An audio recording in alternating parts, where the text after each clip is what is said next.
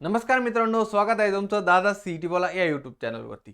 मित्रांनो, सर्वांना प्रश्न पडलाय की TFWS आणि EWS मधून मला ऍडमिशन घ्यायचं तर त्यासाठी क्रायटेरिया काय असणार आहे आणि त्यामध्ये फीज मध्ये कन्सेशन कसं भेटणार आहे आणि मला एव्हरेज फीज किती असणार आहे, बरोबर?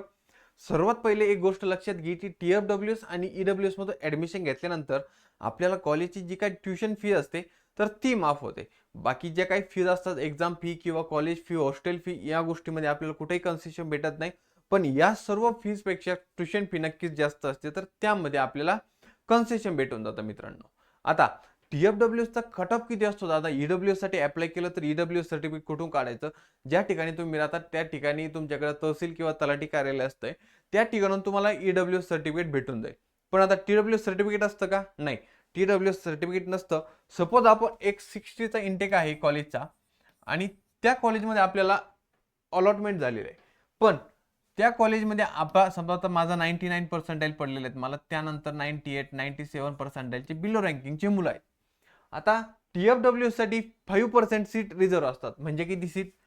3 सीट यासाठी रिझर्व आहेत, बरोबर?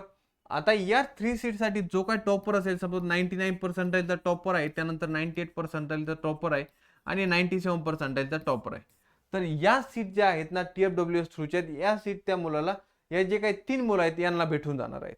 आता TFWS साठी फीज किती असणार आहे? तर सपोज आता एक कॉलेज घेऊ आपण, XYZ कॉलेज आहे, त्यामध्ये 1 लाख फीज आहे पर इयर ओपन कॅटेगरीसाठी। आता मला TFWS मधून अलॉटमेंट झालेले आहे, तर त्याची ट्युशन फी 72,000 आहे। रिमेनिंग 28 जी 1000 फीज असेल ना, तर ती फीज तुम्हाला TFWS साठी असणार आहे। सेम तीच फीज तुम्हाला EWS साठी असणार आहे।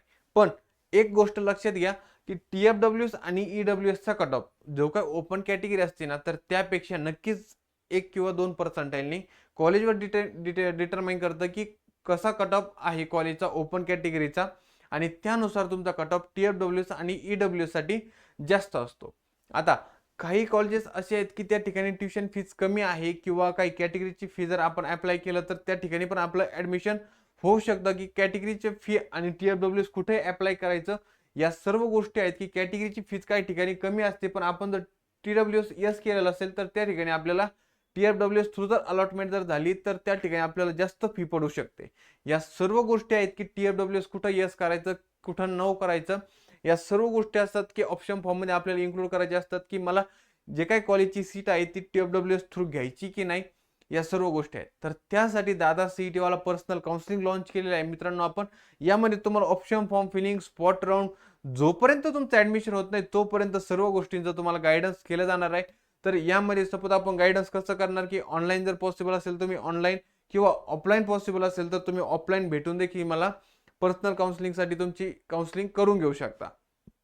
यानंतर ऑनलाईन काउन्सिलिंग मध्ये कसं करणार, आपण जे काही झूम मीटिंग, गुगल मीट द्वारे, या सर्व गोष्टींद्वारे तुमचे आपण डाऊट सॉल्व्हिंग करणार। सर्व काउन्सिलिंगची मुलं आपलं एका म्हणजे प्रत्येक दिवशी आपली रात्री एक मीटिंग होणार, की सर्व मुलं त्या काउन्सिलिंग मध्ये एनरोलमेंट असणार। जे काही तुमचे डाऊट्स असतील सर्व डाऊट्स त्या मीटिंग मध्ये आपण क्लिअर केले जाणार, म्हणजे बाकी पेरेंट्सला काय डाऊट येतात, तुम्हाला काय डाऊट येतात, या सर्व डाऊट्सचा आपण क्लिअर सेशन करणार।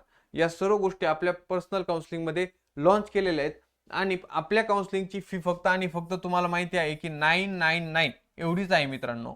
तर आपल्या पर्सनल काउन्सिलिंगसाठी मी डिस्क्रिप्शन मध्ये नंबर दिला आहे, कॉन्टॅक्ट करा आणि एनरोल करा। Thank you so much.